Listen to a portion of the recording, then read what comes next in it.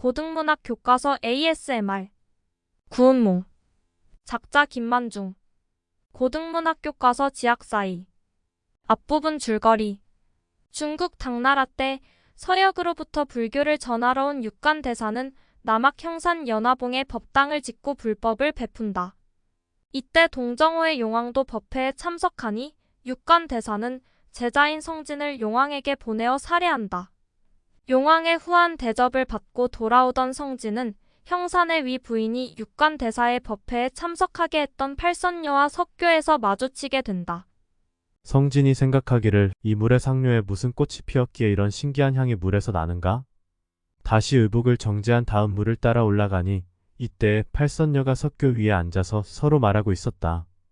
성진과 팔선녀가 서로 만나니 성진이 육한장을 놓고 공손히 제배하며 말하였다. 여보살이여. 빈승은 연화도량 육관대사의 제자로 스승의 명을 받들어 산 밑에 나갔다가 장차 돌아오는 길이옵니다.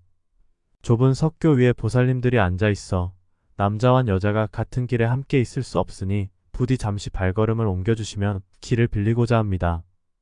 팔선녀가 답례하여 말하기를 우리는 위 부인의 시녀들이옵니다.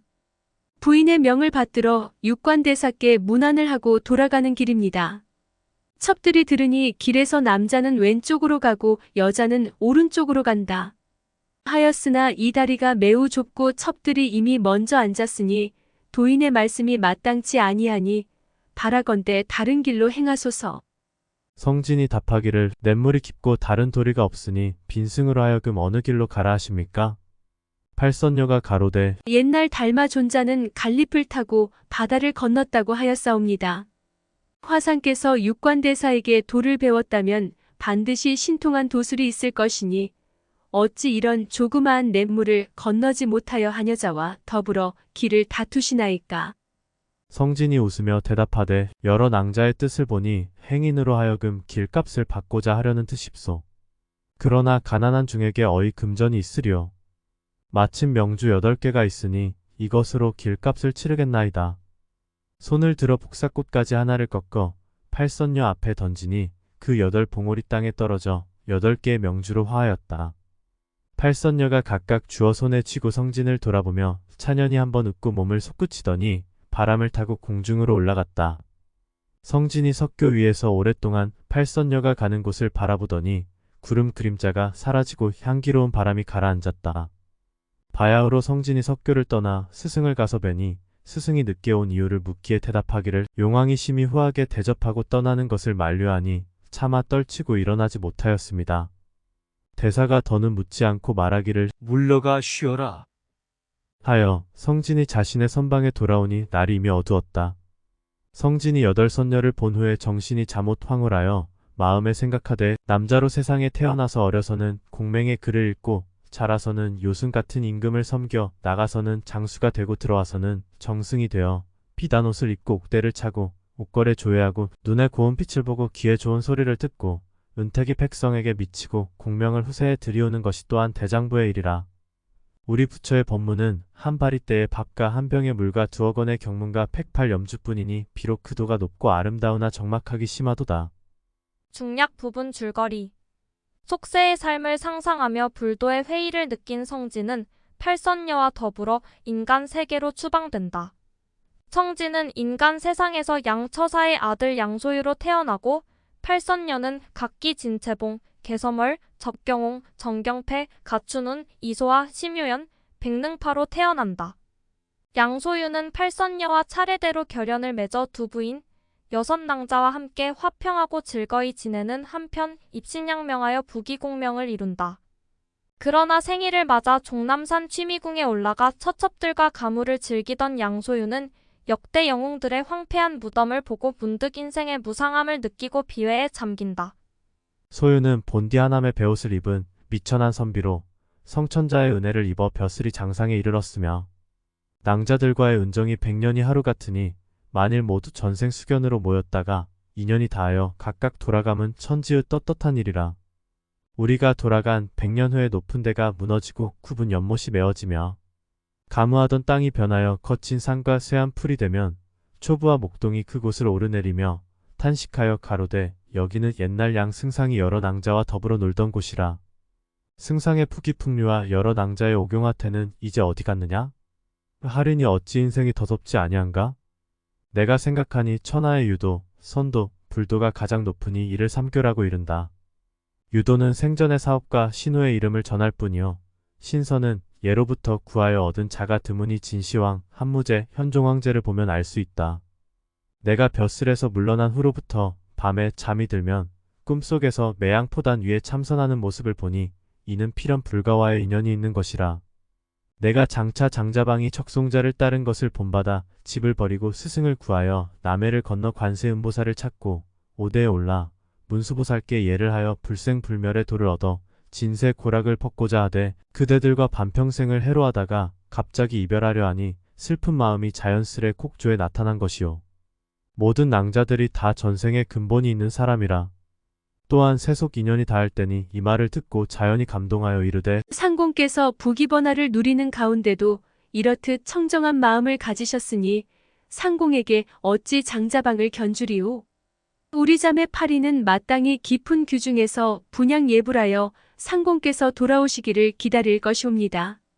상공께서 이번에 가시면 반드시 밝은 스승과 어진 벗을 만나 큰 도를 얻으시리니 득도한 후에 부디 첩등을 먼저 제도해 주소서. 승상이 몹시 기뻐하며 말하기를 우리 9사람의 뜻이 같으니 쾌사라. 과인은 내일 떠날 것이니 오늘은 모든 낭자와 더불어 취하도록 술을 마시리라. 모든 낭자들이 말하기를 첩들이 각각 한 잔씩 받들어 상공을 전송하오리다. 잔을 씻어 다시 부으려 하는데 호련 막대 던지는 소리가 났다. 한호승이 눈썹이 길고 눈이 맑고 얼굴이 괴이하였다. 엄연히 좌상에 이르러 승상에게 예를 하며 말하기를 사냐 사람이 대승상을 배웁니다. 태사가 이인인 줄 알고 황망히 담례하기를 사부는 어느 곳으로부터 오셨나이까?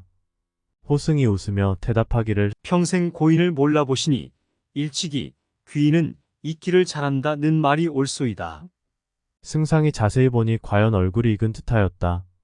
문득 깨달아 능파 낭자를 돌아보며 말하기를 내가 지난날 토본을 정벌할 때 꿈에 동정용궁의 잔치에 참석하고 돌아오는 길에 한 화상이 법좌에 앉아서 경을 강론하는 것을 보았는데 노승이 바로 그 노화상이냐? 호승이 박장대소하고 가로되 옳도다 옳도다. 비록 그 말이 옳으나 꿈속에서 잠깐 만난 일은 기억하고 10년 동안 같이 살았던 것은 기억하지 못하니 누가 양 승상을 총명하다 하였는가? 승상이 망연자실하여 말하기를 소유는 15, 16세 이전에는 부모의 슬하를 떠난 적이 없고 16세에 급제하여 곧바로 직명을 받아 관직에 있었으니 동으로 연나라의 사신으로 가고 토번을 정벌하러 떠난 것 외에는 일찍이 경사를 떠나지 아니하였거늘 언제 사부와 함께 10년을 상종하였으리요? 노승이 웃으며 말하기를 상공이 아직도 춘몽을 깨지 못하였도다.